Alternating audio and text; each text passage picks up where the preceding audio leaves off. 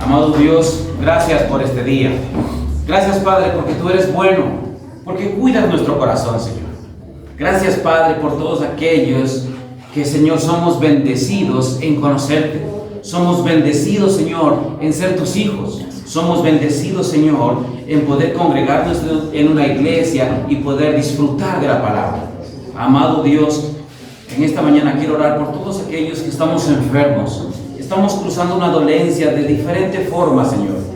Oh Dios, pon tu mano poderosa en nuestro corazón y permite, Señor, que podamos mirarte a ti a través de la enfermedad, Señor, a través del dolor, a través de que a veces no tenemos respuestas, pero sabemos que tú eres un Dios que tiene control de todo, de que todo, Señor, para ti tiene un propósito, aún en medio de las lágrimas, tú eres glorificado, Padre. Pues, Señor, que se haga tu voluntad y no la nuestra, Padre.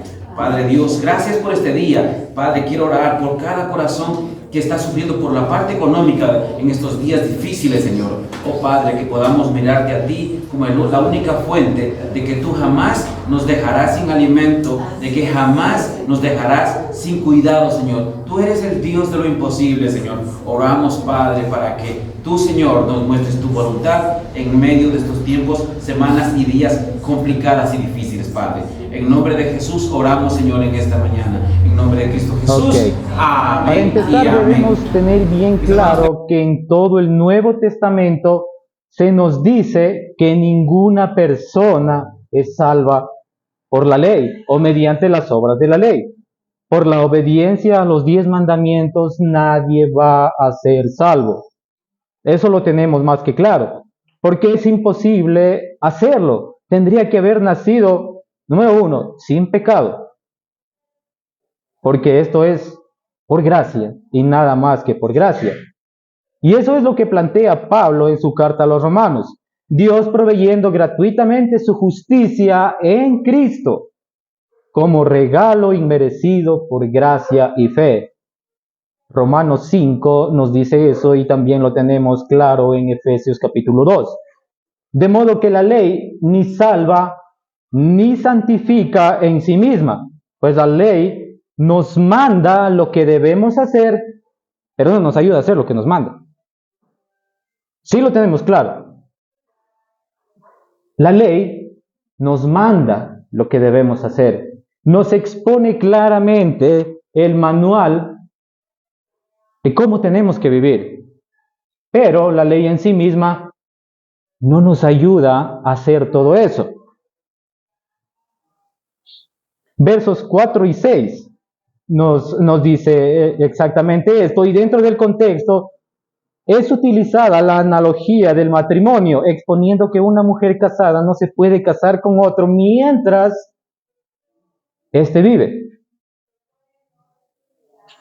Es necesario que él muera para que vuelva a contraer matrimonio.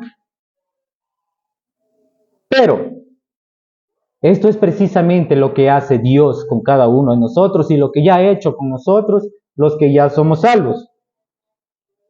Nos mató. Nos mató a la letra de la ley. ¿Para qué? Para resucitarnos y casarnos con Cristo. El único que tiene poder, todo el poder de salvar y justificar. El gran problema es que hasta aquí cualquiera pudiera pensar que Pablo está menospreciando la ley y haciéndola completamente inútil. Y lo más probable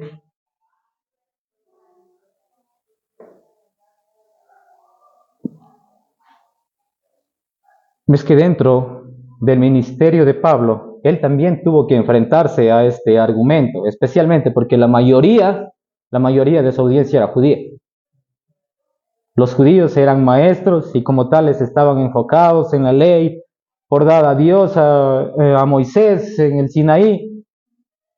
Y quizá se tuvo que topar con esto. Tú, siendo también conocedor de la ley, menosprecies la ley, la haces menos, la haces inútil, la pones como la mala de la historia. ¿qué le van a decir? Pablo, tú estás equivocado. Nosotros diríamos, estás loco. Pero ¿qué es lo que nos dice el apóstol Pablo? Y eso es lo que nos lleva a la pregunta en el verso 7. ¿La ley es pecado? El apóstol Pablo responde en una forma muy fuerte, muy clara, de ninguna manera. No, no es pecado. No lo es. Al igual modo que responde en 6:1 y 2, perdón, y en el 6:15 definitivamente no. Nosotros diríamos, perdiste la razón. ¿Cómo crees que la ley va a ser pecado? Y es más, estoy más que seguro que mucha gente, incluyendo las personas de la iglesia, cree que la ley es pecado. ¿Por qué? Porque nosotros somos confrontados por la ley. Y cuando somos confrontados con la ley, ¿qué decimos? No, es que tú eres un legalista. ¿Por qué? ¿Por qué va a ser legalista? ¿Acaso porque le saca a la luz su pecado? Eso no es ser legalista. Toda la palabra de Dios es hecha para instruir, para redarguir y para corregir a aquel que está equivocado. Y si nosotros estamos en pecado, es lo lógico que nosotros corrijamos al hermano que está equivocado. Pero hagámoslo con gracia. Porque la ley predicada sin gracia, ¿qué objeto tiene? A que Jesucristo estamos predicando.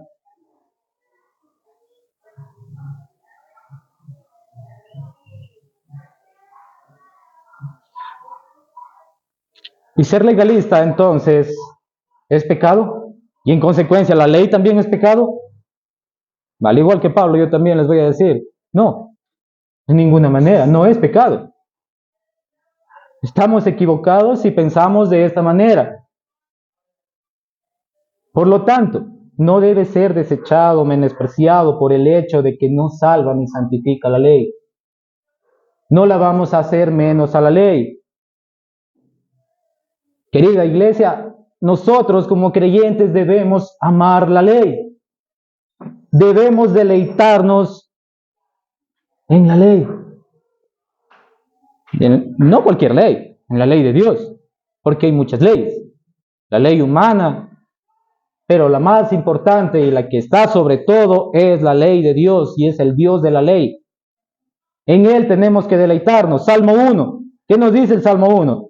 Bienaventurado el varón que no anduvo en consejo de malos, ni estuvo en camino de pecadores, ni en silla de escarnecedores se ha sentado, sino que en la ley de Jehová está su delicia de día y de noche.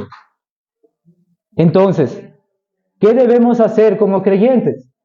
Deleitarnos en la ley de Dios. ¿Por qué?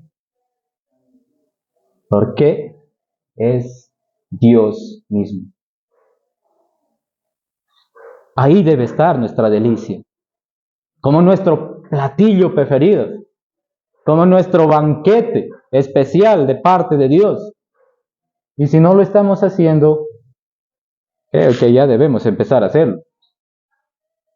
Y pregunto, ¿ya se ha terminado esta bienaventuranza porque ahora estamos en el nuevo pacto? Porque ahora estamos bajo la gracia, ¿ya se terminó esta bienaventuranza? ¿Bienaventurado el varón que se deleite en la ley de Dios? No, ¿verdad? Dichoso es aquel que se deleita en la ley de Dios. Pero tenemos que entender cuál es el verdadero propósito por el cual Dios nos dio la ley. Por lo tanto, los versos del 7 al 13 son la explicación a esto. Son la clarificación del papel de la ley en nosotros. Y esto en los siguientes puntos. Punto número 1. La ley es santa porque Dios es santo. Versos del 7 al 8. Punto número 2, el engaño del pecado en la ley santa, versos del 9 al 11, y la santidad y perfección de la ley, como punto número 3, versos del 12 al 13. La ley es santa porque Dios es santo, y esto también lo corrobora el verso número 12 del capítulo 7. Dice el apóstol Pablo que concluiremos que la ley es pecado de ninguna manera. Sin embargo, si no fuera por la ley, no me habría dado cuenta, ¿quién? Yo, dice Pablo, lo que es el pecado. Y pone el ejemplo, nunca habría sabido yo lo que es codiciar si la ley no hubiera dicho, hey, no codicies, detente, no codicies. Entonces, dentro de este versículo podemos ver dos cosas. Primero, la ley nos hace conscientes de nuestro pecado, nos despierta. Es como cuando estamos como que un poco cansados, estamos queriendo dormirnos y viene alguien y nos sorprende. ¿Qué es lo que hace? Nos despierta, ¿no es cierto? Es lo mismo que hace la ley, nos despierta. ¿Por qué? Porque estamos ahí aplastados, engañados. Ya lo vamos a ver más adelante. Y algo también que nos permite ver este versículo es el problema interpersonal de Pablo. Aplica para nosotros también. Especifica claramente lo que es el 10º mandamiento, que dice no codiciarás. Es lo que despertó a Pablo. Pablo creía que estaba bien por su obediencia a la ley, pero de forma muy superficial, de forma externa. Se apegaba, solamente estaba pegado, pero ¿qué pasaba adentro? ¿Qué es lo que pasa adentro? Nuestro Señor Jesucristo nos dijo qué es lo que pasa adentro y de dónde sale todo lo malo. Pablo conocía los 10 mandamientos, los tenía en alta estima, conocía la ley de Dios, pero no conocía al Dios de la ley. Nosotros, en un tiempo pasado también, sabíamos que es malo mentir, ¿no es cierto? Sabíamos bien que es malo, pero sin embargo lo hacíamos. Incluso quizá ahora. Pablo entendió experimentalmente el verdadero alcance de la ley y las implicaciones de este mandamiento. Número 1, que no está limitada a las acciones externas, sino a lo que nosotros tenemos aquí. ¿Por qué? Porque nuestra naturaleza es ser pecaminosa, malvada. Y eso lo recibimos como herencia de Adán y Eva. Nosotros podemos pecar sin hacer nada, solo con el pensamiento. Se puede estar sentado ahí cruzado de brazos y ya está pecando. No sé en qué, pero alguna cosa ya se le cruzará por su mente. Alguna intención en su corazón, alguna emoción nociva o dañina que está en contra de la ley de Dios, en el Dios de la ley. Miren, Pablo, al igual que el joven rico de Mateo 19, versos del 16 al 30, estaba en ese punto, estaba inmiscuido, como decimos, estaba dentro de esa colada. ¿Qué pasó con el joven rico? Un joven rico le preguntó a Jesús, ¿qué debo hacer para heredar la vida eterna? Se pregunta a Dios mismo, ¿qué debo hacer? ¿Qué es lo que yo tengo que hacer, dice, para heredar la vida eterna? ¿Qué es lo que le dice Jesús? Y de una forma muy amorosa. Le dice, ok, tú tienes los mandamientos, sabes que es no robar, no matar, honrar a tu padre y a tu madre. ¿Sabes todo eso? Miren que le expone la ley, nuestro Señor.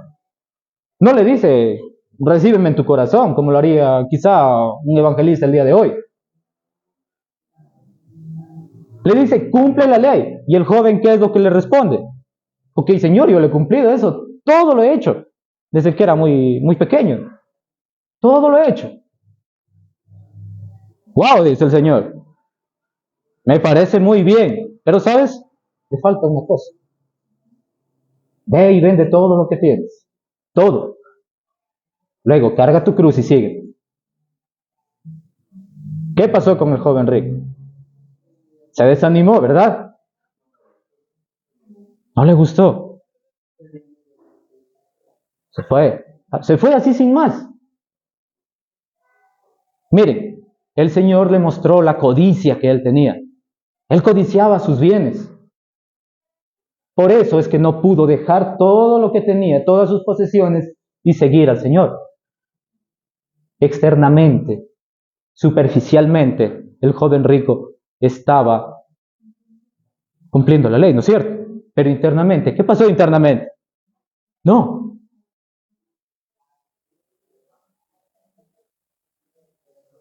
Miren, y no solo estaba faltando al 10º mandamiento, sino también al primero.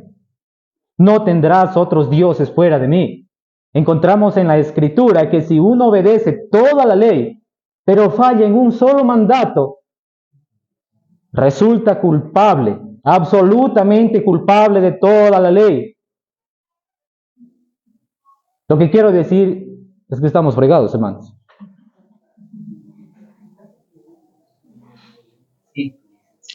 Simplemente estamos fregados. Estamos fregados si queremos vivir solo por las obras que la ley exige. No se va a poder. No se va a poder. En nuestras fuerzas es imposible sin antes llegar a Cristo. Primero, aquel que murió en una cruz. A Él primero.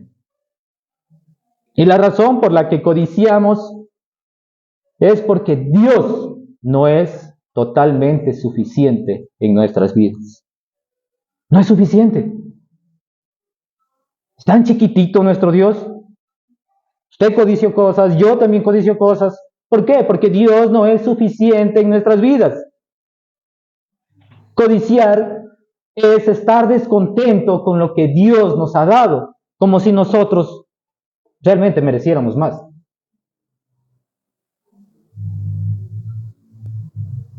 Esto también incluye la envidia, incluye la autocompasión, la queja.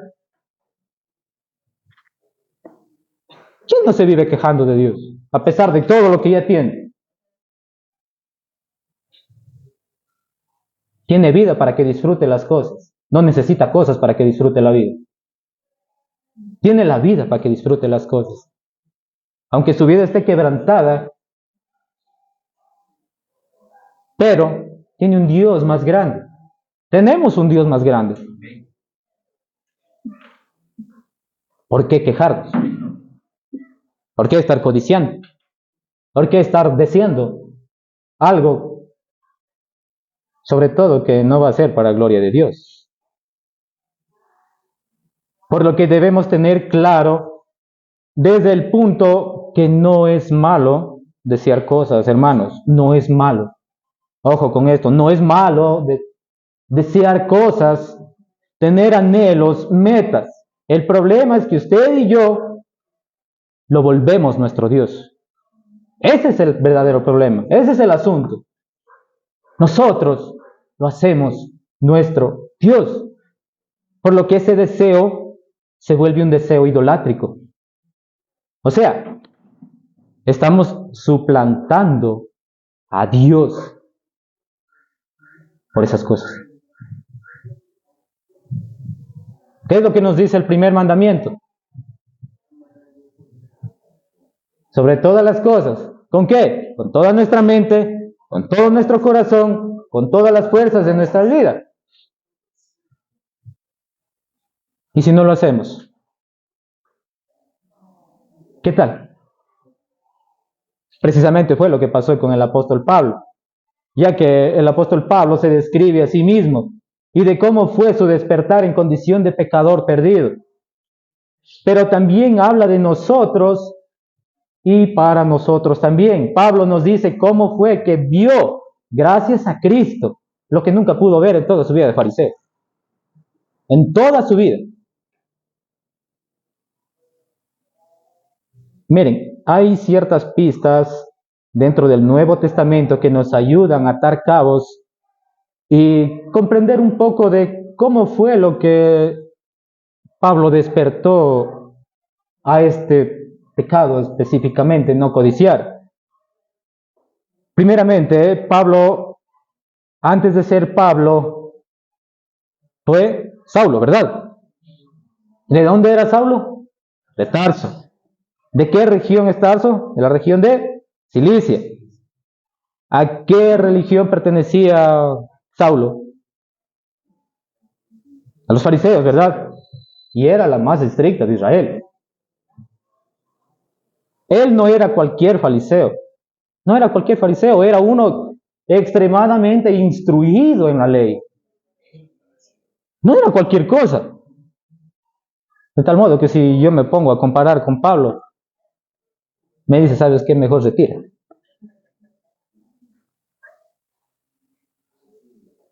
Mire, Gálatas 1:14 dice que él, o sea, Pablo, se había propuesto ser el más aventajado, el más celoso en cuanto a la ley.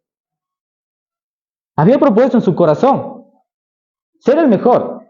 Filipenses 3 dice que él era irreprensible en la ley. En cuanto a la ley, yo soy irreprensible, dice Pablo. Nada más que externamente.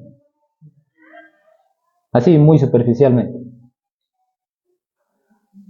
Él codiciaba ser el mejor de su época de entre los fariseos. Increíble, ¿verdad? No lo habían visto quizá desde este punto. Que un personaje tan importante dentro de las Escrituras pudo en su vida pasada codiciar algo, a pesar de ser conocedor de la ley. Nosotros en nuestra vida pasada también conocíamos la ley y aún así codiciábamos, ¿no es cierto? ¿Y qué es lo que dice el Señor? Que a todos nos condenó en la carne, en el pecado. A todos. No hay un justo, ni siquiera uno, aunque sea extremadamente conocedor de la ley. Y esto nos lo dice Romanos 3. No hay uno que sea bueno, no hay nadie que haga lo bueno, no hay justo delante de él.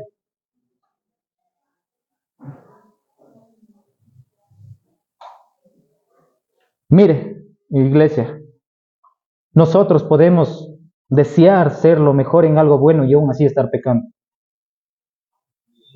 Para nosotros puede ser algo bueno. Para nosotros. Pero podemos estar pecando. ¿De qué forma? Mire, nosotros podemos desear, quizá usted, hermana, puede desear ser la mejor madre. Nosotros los varones, desear ser los mejores padres, ser los mejores esposos, quizá ser los mejores hijos, el que más sabe de la palabra, sin ofender, hermanas, usted puede desear ser la mujer más modesta de la iglesia y aún así estar pecando. ¿Por qué?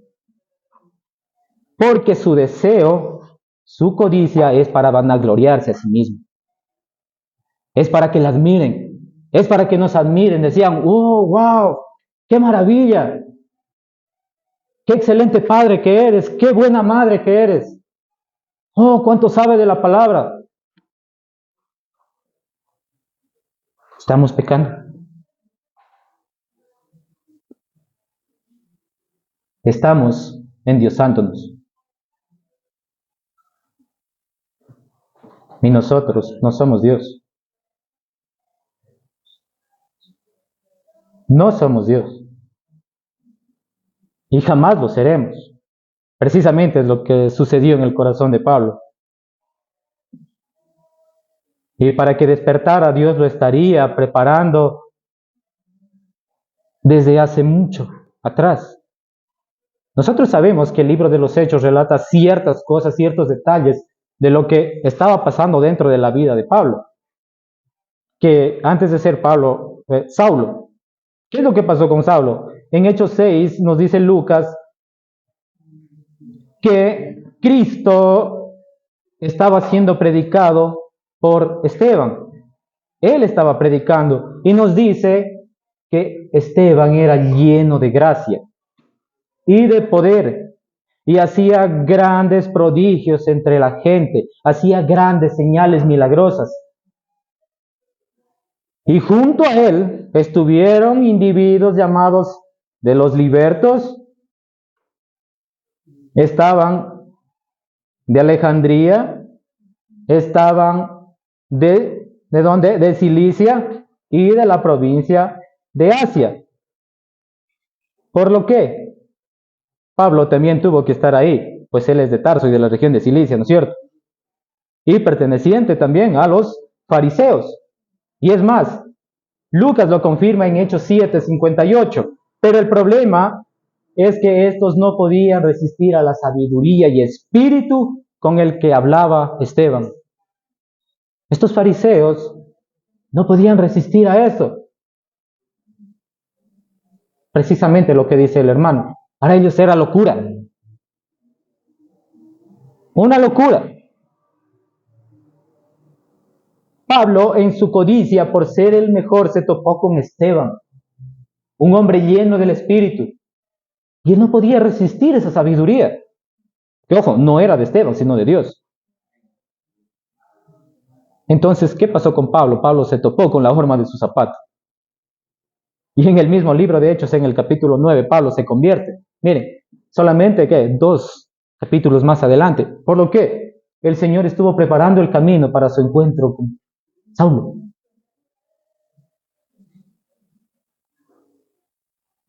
Tuvo que suceder así para que él sea consciente de su pecado interno.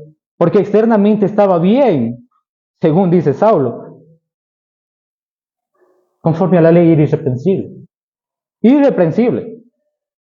Dios tuvo que mostrarle lo codicioso que era para su futuro encuentro con Cristo. ¿Cuántos de nosotros tuvimos que pasar por eso para nuestro encuentro con Cristo?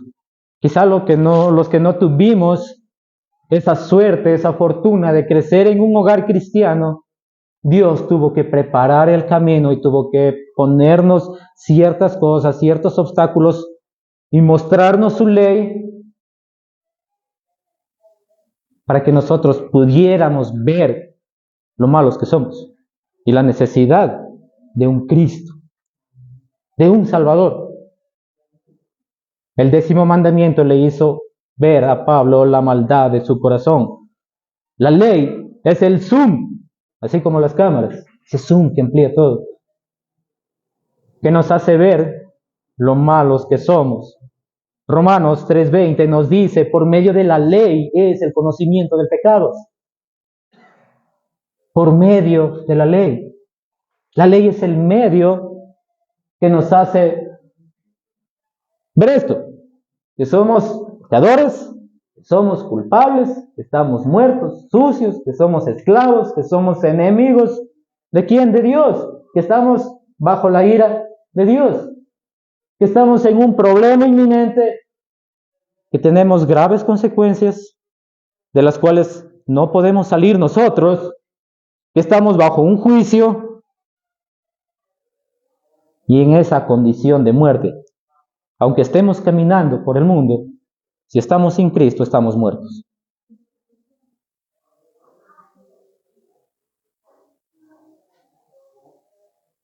No se asombre, amada iglesia. Es lo que dice la palabra de Dios. Yo nomás la estoy exponiendo. Nosotros, como creyentes, debo aclarar esto, debemos predicar el Evangelio de Jesucristo, pero nunca divorciado de la ley. ¿Por qué? Por el simple y gran hecho de que si solo le decimos, cree en Jesucristo, recibe a Jesucristo, no estamos predicando ningún evangelio. Simplemente no podemos hacer eso.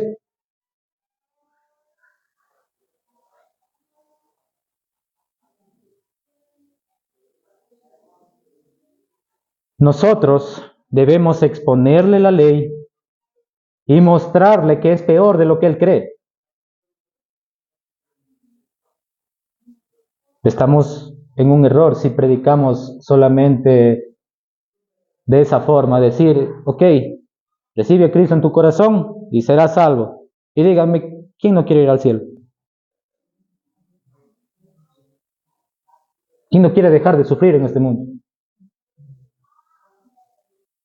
Todos allá afuera van a decir, ok, sí, yo quiero ir al cielo. Pero ¿qué tal si usted le expone la ley y le agranda de una forma increíble lo extremadamente malo y pecaminoso que es? Porque al igual que mí, quizá al igual que usted, también le expusieron lo mismo. Debemos predicar el Evangelio de Jesucristo con el espejo de la ley, para que vea su necesidad de un Salvador. La ley nos muestra cómo realmente somos. Si alguien habla mal de usted, usted no debe resentirse. Dígale, ok, está bien, tienes razón, incluso soy peor de lo que tú dices. Pero quiero que sepas que tú también estás en la misma condición.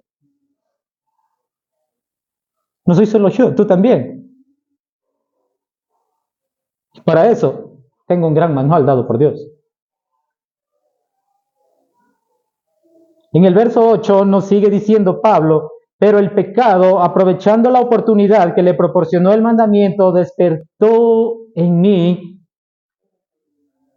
toda clase ¿de qué? De codicia. Porque aparte de la ley, el pecado está muerto. Entonces, dice que la ley lo que hace en nosotros es despertarnos. Nos despierta la ley. Nos quita el sueño en el que estábamos. Ahí aletargados, somnolientos, como pollo apestado.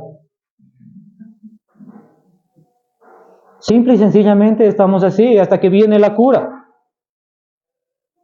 Hasta que viene el que nos despierta. Un padre proporcionando una ley para hacernos conscientes de pecado a través de su Espíritu Santo y hacernos ver la necesidad de un Salvador. Cristo Jesús. La ley, dice el verso 8, nos provoca a pecar, aunque suene confuso. ¿Por el hecho de qué? Por el hecho simple de prohibir nada más. Es como si fuera aquel impulso que nosotros necesitamos para hacer todo lo contrario a lo que Dios establece como prohibido. Pero no es porque la ley sea mala, sino porque usted y yo somos enteramente malvados, completamente malos. Nacemos con esa rebeldía en el corazón y esto viene desde Adán y Eva. ¿Qué le dijo el Señor a Adán y Eva? No hagan una sola cosa, no lo hagan. Y lo hicieron. Una sola cosa. Imagínense nosotros con más. ¿Qué es lo que dice la palabra? No mientas. ¿Qué hacemos nosotros? Mentimos más. No robes, ahora robo más. No codicies, ahora codicio más. Así como Pablo. La ley nos muestra el estándar de Dios, su perfección y santidad, y el ser humano todo lo opuesto. Todo lo opuesto.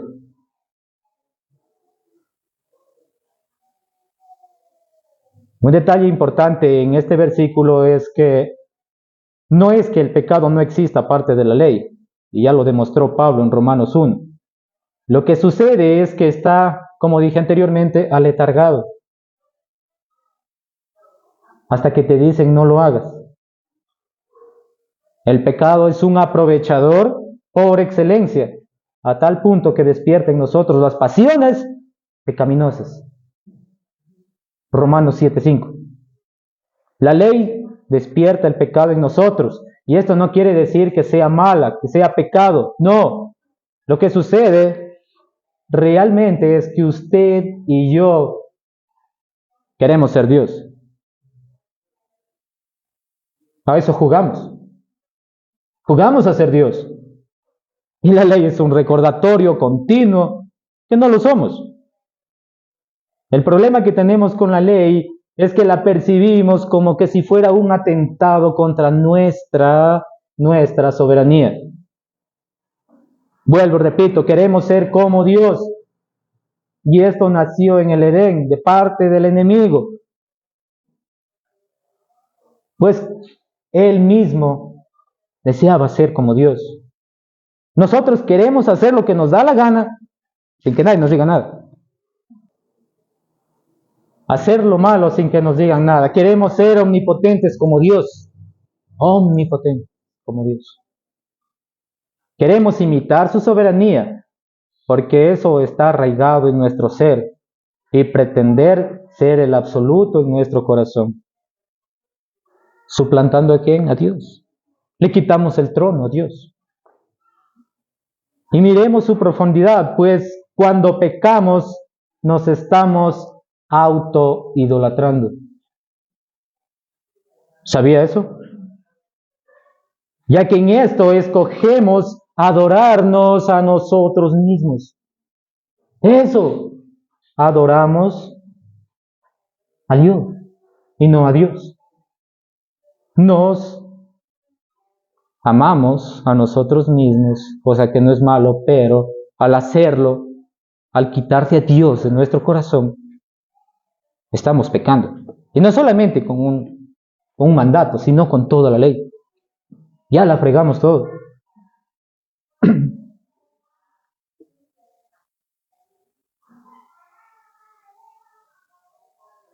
Es lo que el apóstol Pablo quiere hacerle ver a la audiencia judía en Roma. Creían que la ley los llevaba ¿a qué? A la santidad.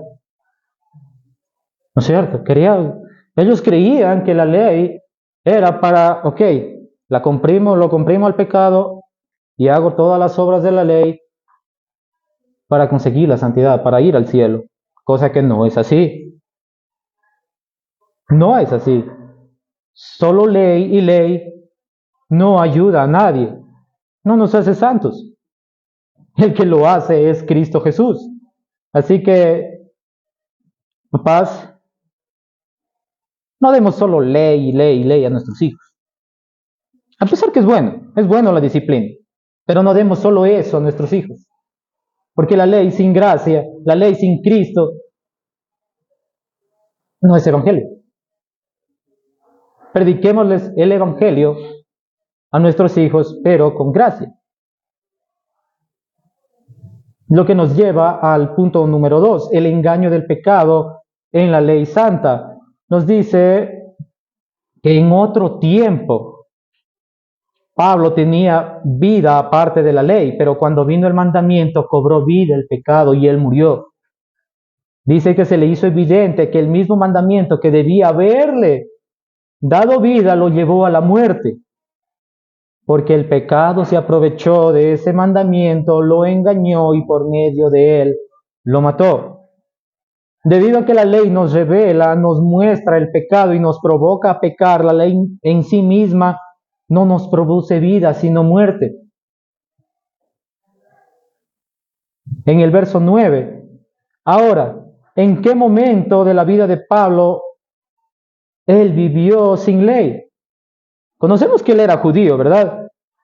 Y según lo que hay relatos en libros, nos dice que a todo niño judío se le enseñaba la ley desde muy temprana edad. Y además él fue educado en la ley, fariseo. Entonces, ¿qué nos quiere decir? Que hubo un tiempo en el cual pensaba que él estaba espiritualmente vivo, por el hecho de apegarse a la ley externamente. Pero el 10º mandamiento despertó en la mente de Pablo, haciéndolo verse como realmente él es, un muerto más, un condenado más. Al decirle, no codiciarás, no codicies.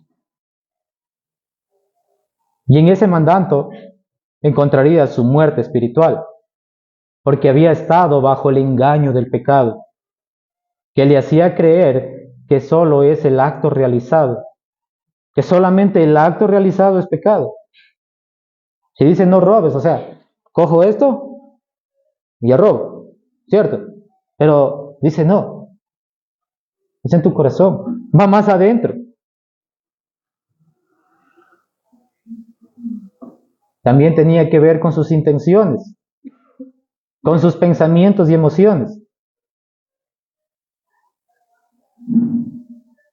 Y el pecado, aquí Pablo lo personifica, dice, el pecado no solo engaña de esa forma,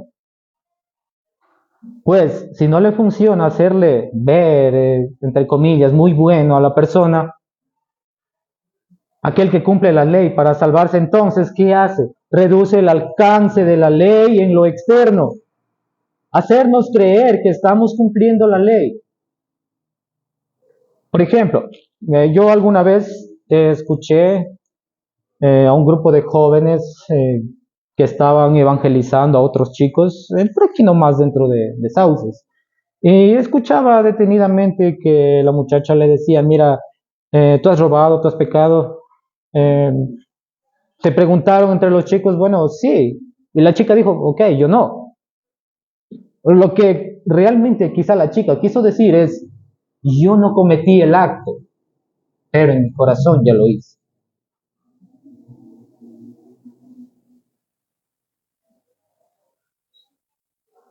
El problema es que nosotros somos malos, malvados.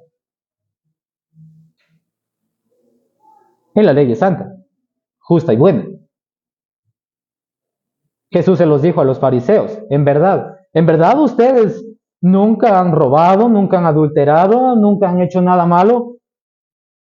Pues vean que todo aquel que dice que no ha matado, pero si se enoja con su hermano, ya lo mató. Una persona creyente o no, en su enojo desata su ira con palabras hirientes, no para bendecir, sino para denigrar a la otra persona. Y me disculpan, pues es muy a menudo, estúpido, burro, animal, bueno para nada, inútil, torpe, quítate de aquí, etcétera, etcétera. Es un asesino. Es más, la ley nos dice, todo el que mira a una mujer que no sea la suya, hombre, no sea la propia, para codiciarla, ya adulteró con ella en su corazón. Bastante duro, ¿verdad? En su corazón. No dice las cosas que haces, aquí en tu corazón. Te enojas, ¿dónde nace el enojo? Acá adentro. Otra forma es que nos lleva a ver la ley como algo demasiadamente duro, demasiadamente rígido, demasiado restrictivo. Al igual que nuestros hijos, no nos permiten hacer nada. Pensamos eso de la ley, no nos permite hacer nada. La ley es simplemente una prohibición que no nos deja hacer lo que nos da la gana, sin que paguemos consecuencias.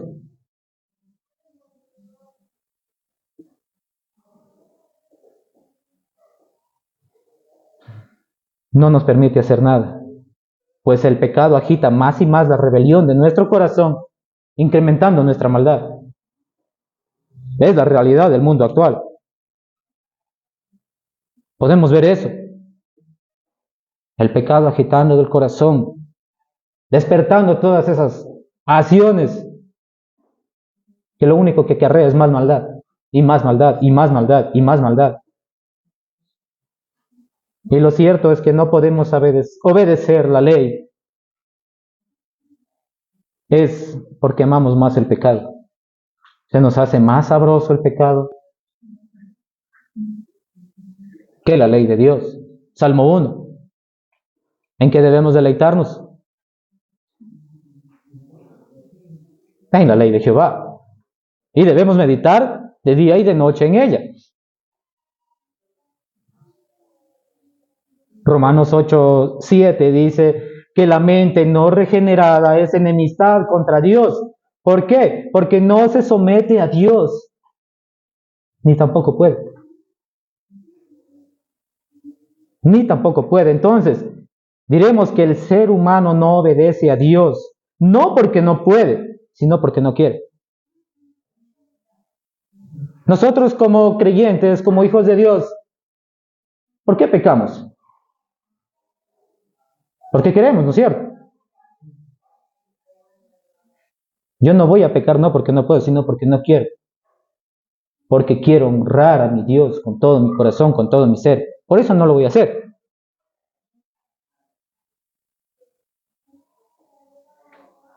No por culpa de la ley, sino por culpa de nosotros mismos.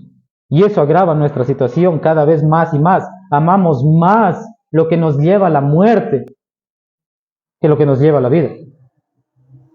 El villano de la historia siempre ha sido el pecado.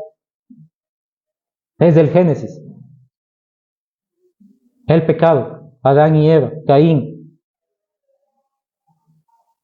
Aún aquel que es, Dios mismo dice que es conforme a mi corazón, David, estuvo sumido en pecado. El pecado es el villano de la historia, no la ley. La ley es buena. Punto número 3, la santidad y perfección de la ley, versos del 12 al 13. Concluimos pues que la ley es santa y que el mandamiento es santo, justo y bueno. Verso 13, pero entonces, ¿lo que es bueno se convirtió en muerte para mí? De ninguna manera. Más bien fue el pecado lo que, valiéndose de lo bueno, me produjo la muerte. Ocurrió así para que el pecado se manifestara claramente, o sea, para que mediante el mandamiento se demostrara lo extremadamente malo que es el pecado. Versión NBI. La ley, hermanos y hermanas, la ley es el reflejo del carácter extremadamente maravilloso, deleitoso y santo de nuestro Dios. La ley es santa, ¿por qué? Porque Dios es santo, lo vimos en el punto número 1. El mandamiento que reveló el pecado de Pablo también es el mismo pecado que está revelando en mí. La ley es santa. El mandamiento es santo, justo y bueno. Pero entonces, ¿lo bueno resultó ser muerte para mí? Por supuesto que no. Fue el pecado, el astuto, que utiliza la ley santa, justa y buena para darnos muerte. Y esto sucedió así para que podamos ver al pecado tal cual es. La ley santa desenmascaró al pecado, que es altamente nocivo, dañino, engañoso, astuto, destructivo, denigrante y fatal para nosotros.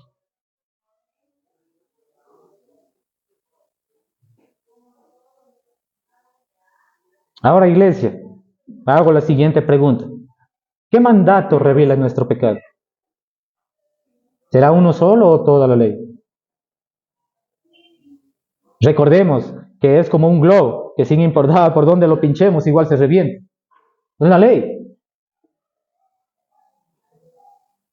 ¿En qué nos vamos a deleitar más? ¿En el Dios de la ley que nos da la vida o el pecado que nos da la muerte? Porque no es fácil obedecer. En la obediencia hay felicidad. En la obediencia hay deleite. ¿Por qué no es feliz entonces el ser humano? La ley nos alegra el corazón, dice el salmista, y nuestro contento debe estar en la ley. Ahí debe estar nuestro contento.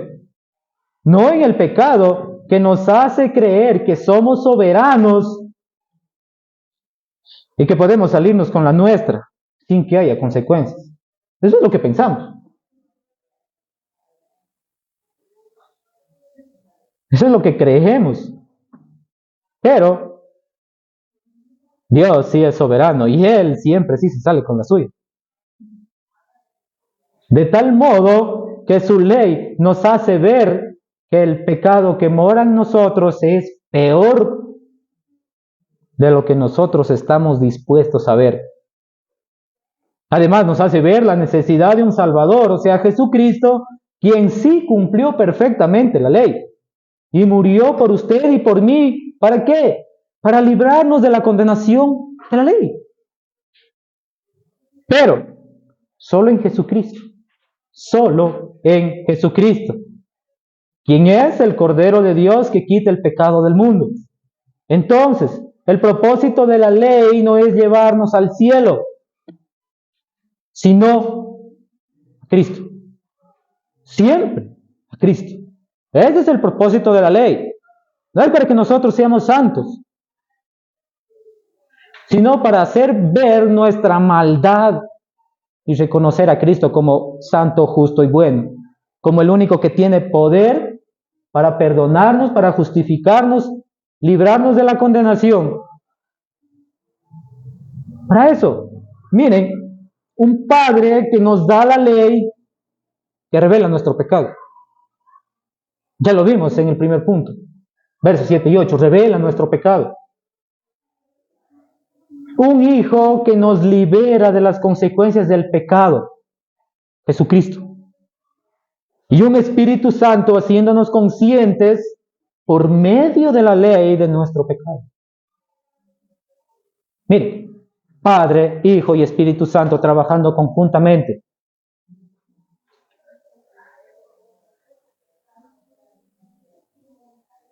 La Trinidad siempre está presente. Entonces, ¿a quién le daremos el trono de nuestro corazón? ¿A Dios o al pecado? Hagamos de la obediencia un deleite diario. Luchemos contra el pecado, no contra la ley. La ley es voluntad de Dios y su voluntad es buena, agradable y perfecta. Es bueno, agradable y perfecto no tener otros dioses que no sea el de las Escrituras, que es en espíritu.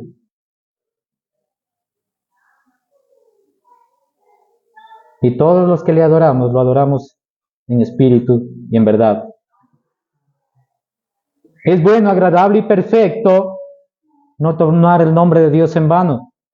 Es bueno, agradable y perfecto, hijos, honrar padre y madre. Es bueno, agradable y perfecto, padres, no provocar a ira a nuestros hijos. Es bueno, agradable y perfecto no robar, no matar, no codiciar. Es bueno, agradable y perfecto, varones, contentarnos con la esposa que tenemos. Amarla como Cristo amó a la iglesia. Esposas, es bueno, agradable y perfecto respetar a su esposo. Tenerlo en alta estima. Porque Él es cabeza del lugar, así como Cristo es cabeza de la iglesia. No porque sea una obligación exigente y atenuante para usted, o porque espero la retribución de la otra parte, sino por amor y honra a nuestro Dios. Porque Él es suficiente para mí y fuente de todo gozo y felicidad. Entonces, ¿quién va a gobernar nuestra vida? ¿A quién le vamos a hacer caso? Si la ley expuesta es para llevarnos a Cristo, vayamos a Él. Vayamos siempre a Él. Al digno de toda honra, de toda gloria. A Él.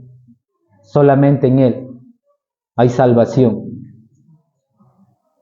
Vamos a orar. Padre Santo, te damos gracias, Señor, por tu palabra expuesta en esta mañana. Gracias, Padre, porque a pesar de lo duro, a pesar de lo complicado que puede ser esta palabra para nosotros, Señor, como tu iglesia, es un ánimo, Señor, para nosotros verte siempre a ti, buscarte mientras seas hallado, escudriñar tu palabra, deleitarnos en tu palabra, porque eres tú, Señor, la palabra. Permite que esta congregación, Señor, que toda esta iglesia, tanto los que estamos aquí como los que no pudieron venir, Señor, a través de tu palabra, puedan ser fortalecidos y que podamos vivir, Señor, como tú deseas. conforme a tu voluntad que es buena, agradable y perfecta, mi Señor. Danos tu bendición, Señor, y acompáñanos, Señor, en el resto de esta tarde, en el resto de esta semana, mi Dios, en el nombre de Jesús. Amén y amén.